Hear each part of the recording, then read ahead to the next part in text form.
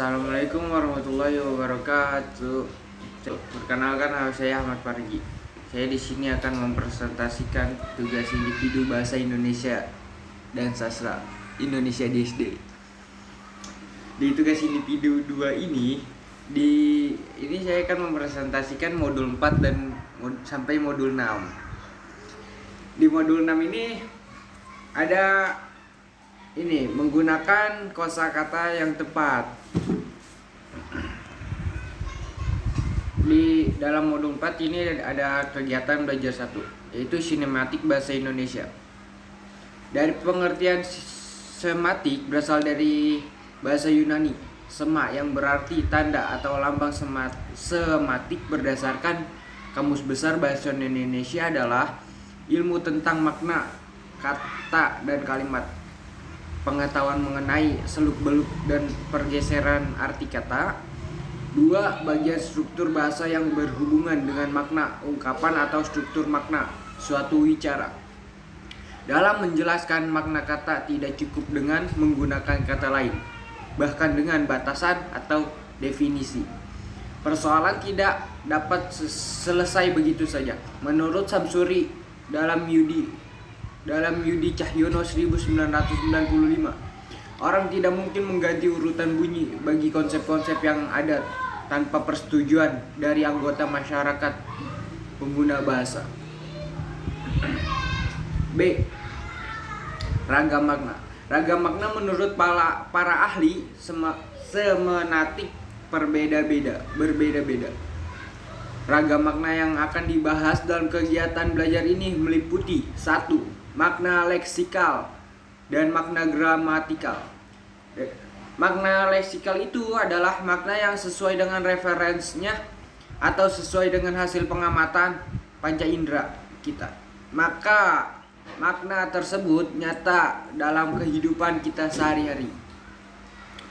Untuk makna makna gramatikal itu adalah makna yang muncul karena proses gramatikal yang meliputi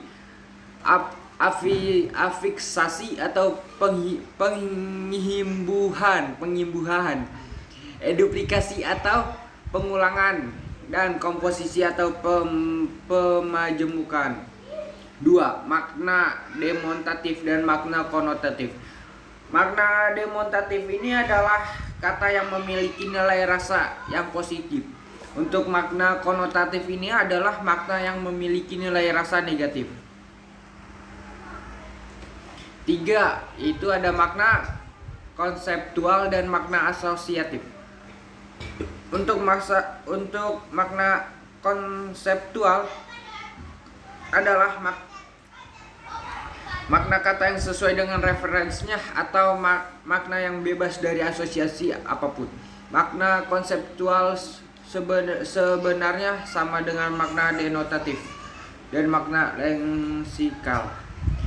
Dan makna asosiatif adalah makna sebuah kata yang ada hubungannya dengan kata tersebut dengan makna di luar kebahasaan. Makna asosiatif sebenarnya sama dengan lambang-lambang yang digunakan oleh masyarakat tertentu. 4. Makna kata umum dan kata khusus. Makna kata umum, makna sesuatu adalah makna sesuatu kata yang bersifat umum. Maksudnya makna tersebut digunakan secara umum. Apabila kata umum lepas dari konteksnya, makna kata tersebut akan kabur. Untuk makna kata khusus. Untuk makna kata khusus ini adalah makna kata yang bersifat khusus. Maksudnya hanya digunakan di kalangan ilmu tertentu. Maknanya pasti dan tetap, sehingga tanpa konteks pun kata khusus tetap jelas maknanya. C. Relasi makna. Relasi makna atau hubungan makna. Hubungan makna antara sebuah kata, frasa, klausa, atau kalimat dengan kata, frase, klause, atau kalimat lainnya. 1. Sinonim dan antonim.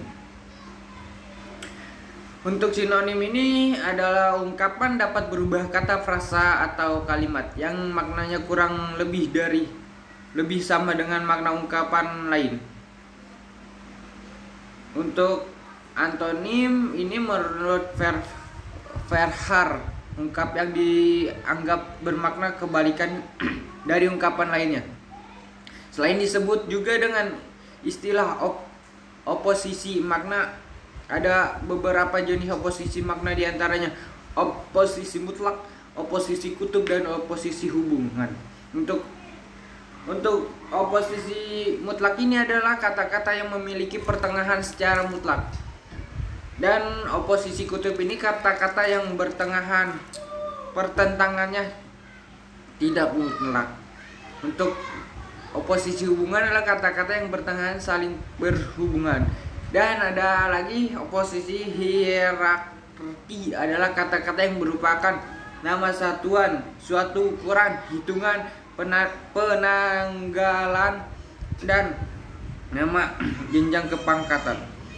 Dan ada oposisi majemuk, kata-kata yang tidak hanya beroperasi dengan satu kata, tetapi dengan dua buah kata atau lebih. 2. Homonim, homofon, homograf, dan polisemi. Homonim ini berasal dari kata Yunani kuno anoma, kata homos, sama secara harfiah, berarti kata yang sama lafal dan ejaan tetapi berbeda maknanya. Homofon, kata yang sama lafalnya tetapi berbeda ejaan dan maknanya. Untuk homograf, kata yang sama ejaannya tetapi lafal dan maknanya berbeda. Polisemi, suatu bahasa terutama kata dan frasa yang memiliki makna lebih dari satu. Menurut Pateda, terjadi polisemi karena beberapa faktor gramatik, faktor leksikal, faktor pengaruh bahasa asing, faktor pemakaian bahasa yang sering menghemat penggunaan kata. Faktor bahasa ini sendiri yang terbuka untuk menerima perubahan, baik perubahan bentuk maupun perubahan makna. 3. Hiponim, berasal dari bahasa Yunani. Hiponim ini berasal dari bahasa Yunani kuno. Onoma itu nama. Hypo itu di bawah. Secara sematik, hiponim adalah ungkapan yang maknanya dianggap merupakan bagian dari makna ungkapan yang lain. Kegiatan belajar 2. Perkamusan. 1. Pengertian kamus. Kamus dalam Kamus Besar Bahasa Indonesia ini berarti: 1. Bukan acuan yang bermuatan kata atau ungkapan yang biasanya disusun menurut abjad berikut keterangan tentang maknanya. 2. Buku yang memuat kumpulan istilah atau nama yang diunsuri menurut abjad beserta penjelasan makna dan pemakaiannya. B. Manfaat kamus. Dapat mempelajari bentuk, jenis, dan kekerabatan kata-kata, mencari konsep makna yang tepat. Alat perekam data yang sangat ampuh. C. Jenis kamus berdasarkan bahasa Indonesia yang digunakan. 1. Kamus bahasa Eka bahasa yang adalah atau bahasa yang sama. 2. Dwi bahasa atau dua bahasa. 3. Multi bahasa atau lebih dari dua bahasa. D. Menggunakan kamus dapat diawali dengan mengetahui susunan kamus yang terdiri dari 3 bagian. 1. Ini bagian pendahuluan, memuat petunjuk pemakaian kamus. 2. Bagian isi, memuat tentang ejaan resmi, baik penulis maupun pemenggalaan kata, menggunakan kata, aksen, ucapan, jenis, kelas kata, etimologi, definisi, sinonim, bentuk, tuturan, dan pemakaian dalam kalimat. 3. Pelengkapan menurut kata dan ungkapan bahasa daerah, aksara asing, nama negara, ibu kota, dan bahasa nama mata uang, sukatan, dan timbangan. E. Penyusunan kamus sederhana. 1. Tahapan-tahapan penyusunan kamus. 1. Persiapan. 2. Pengumpulan data. 3. Pengelolaan data. Pemeriksaan ulang urut abjad. Penyelesaian data. Klasifikasi data. Pemberian referensi. Penyunting hasil pemberian definisi. 4. Pengetikan ke kartu induk. 5. Penyusunan kortoteks. 6. Pengetikan naskah. 7. Koreksi naskah. 8. Cetak coba. 9. Koreksi cetak coba. 10. Reproduksi kamus. Modul 5. Sekarang kita masuk di modul 5. Modul 5 ini adalah hakikat sastra Indonesia. Di dalam modul 5 ini kegiatan belajar 1 adalah konsep dasar sastra Indonesia. A. Pengertian sastra dan sastra anak. Menurut asal-usul bahasa Tiu 1984 menjelaskan bahwa istilah sastra disebut literature dalam bahasa Inggris, literatur dalam bahasa Jerman, literature bahasa Prancis. Yang makna ketiganya sama-sama berasal dari bahasa Latin, literatura. Dalam bahasa Indonesia, kata sastra berasal dari bahasa Sanskerta, yakni berasal dari akar kata sas yang dalam kata kerja tuturan diartikan dalam mengarahkan, mengajar, dan memberi petunjuk atau instruksi. Akhirnya menunjukkan alat berdasarkan asal kata dalam bahasa Sanskerta, artinya sebuah alat untuk mengajarkan bahwa petunjuk dan buku instruksi atau pengajaran. Sastra Indonesia adalah karya seni imajinasi dengan unsur estetiknya dominan yang bermediumkan bahasa, baik lisan maupun tulisan, yang secara khusus dapat dipahami oleh anak-anak, yang berisi tentang dunia yang akrab dengan anak-anak.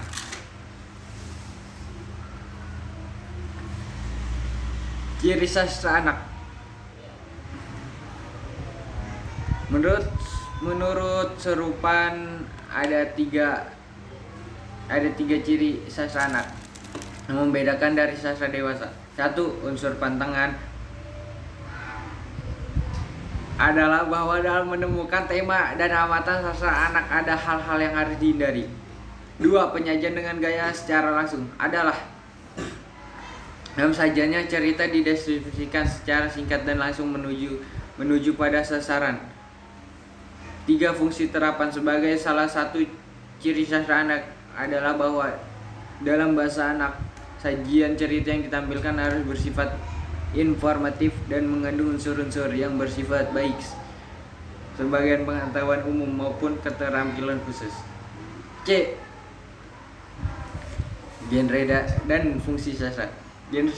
Genre sastra adalah istilah yang sama dengan menunjukkan pada pengertian jenis sastra. Genre sastra anak dibagi menjadi 3 garis besar: prosa, puisi, dan drama. D. Cara membaca dan menikmati karya sastra. Jangan aja lagi. Cara membaca dan menikmati karya sastra yang dimaksud dalam pelajaran ini adalah kegiatan yang sebenarnya lebih dekat pada pengertian apresiasi karya sastra. Kegiatan mengapresiasi karya sastra anak dapat dilakukan melalui kegiatan. 1. Kegiatan apresiasi langsung merupakan kegiatan yang dilakukan secara sadar untuk memperoleh nilai kenikmatan dan kehikmahan karya sastra yang diapresiasi. Nilai kenikmatan dapat memberi sesuatu yang menyenangkan, penghiburan, dan memberi kepuasan. 2. Kegiatan apresiasi tidak langsung merupakan kegiatan apresiasi yang menunjukkan pemahaman terhadap karya sastra. 3. Kegiatan Pendokumentasian sebagai salah satu kegiatan apresiasi sastra merupakan bentuk apresiasi secara sastra yang secara nyata ikut melestarikan keberadaan karya sastra.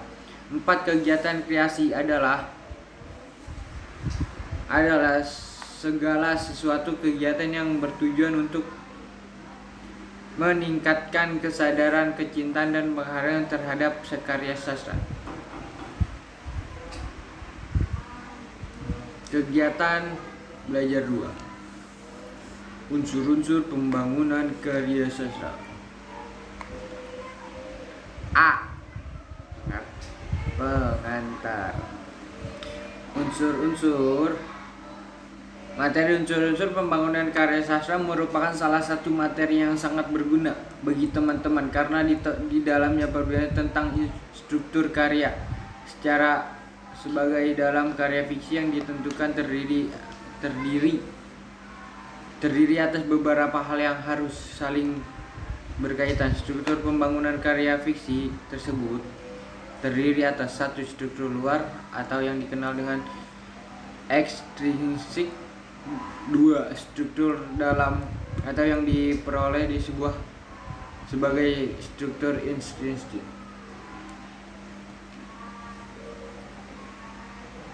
B. Unsur intrinsik prosa Seperti sudah teman-teman ketahui bahwa sebuah karya sastra berbentuk prosa dapat berupa novel, roman, novelet, cerpen, dan beberapa istilah lainnya yang pasti berisi sebagai cerita tentang kehidupan, khusus dalam anak-anak biasa dikelompokkan ke dalam cerita anak-anak.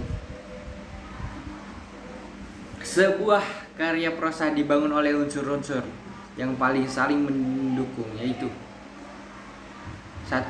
Tokoh, 2. Tema, 4. Alur, 3. Alur, 4. Latar dan landasan untuk, 5. Gaya penceritaan, 6. Pusat pengisian. C. Unsur intrinsik puisi. 1.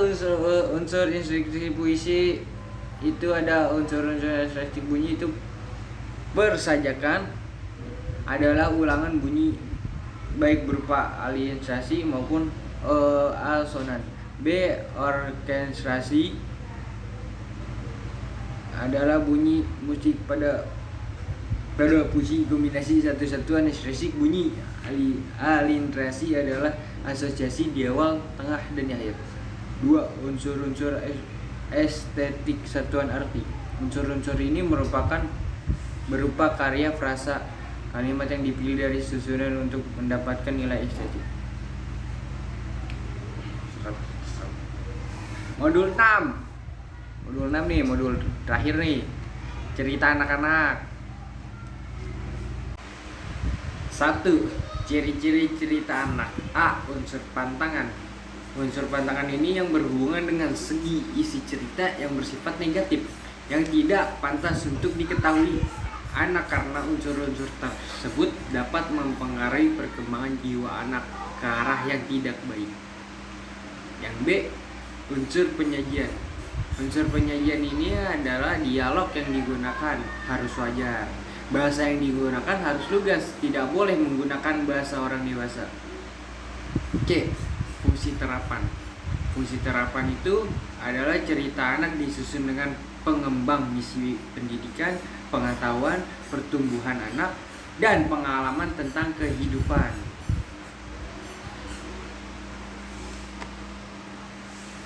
1. Manfaat cerita anak-anak. A. Bisa menjadi sahabat anak karena memiliki peranan penting dalam perkembangan seorang anak. B. Anak-anak bisa memiliki rasa percaya diri, bisa merasakan cinta kasih. C. Anak-anak juga bisa menambah perbendaharaan kata. D. Dapat meningkatkan minat anak pada hal-hal baru. Jenis cerita-cerita anak itu ada cerita jenaka, cerita yang menggunakan hal yang tingkah laku seorang tokoh yang lucu. Contohnya Abu Nawas, Kabayan gitu. Yang B itu ada dongeng. Dongeng itu cerita yang didasari atas angan-angan atau khayalan. Contohnya kayak Timun Mas sama Cinderella. C. Itu ada fabel. Fabel itu cerita yang menampilkan hewan-hewan sebagai tokohnya. Contohnya kancil dan kerah, kancil dan buaya, kayak di film itu tuh yang orang Malaysia yang pada zaman dahulu gitu. Terus yang D itu ada legenda. Legenda itu adalah cerita yang berasal dari zaman dahulu. Contohnya kayak Malin Kundang, Sangkuriang gitu. Terus yang D itu ada mitos atau mite. Itu adalah cerita yang berkaitan dengan kepercayaan kuno, menyangkut kehidupan dewa-dewa dan kehidupan makhluk halus. Contohnya Nyi Roro Kidul.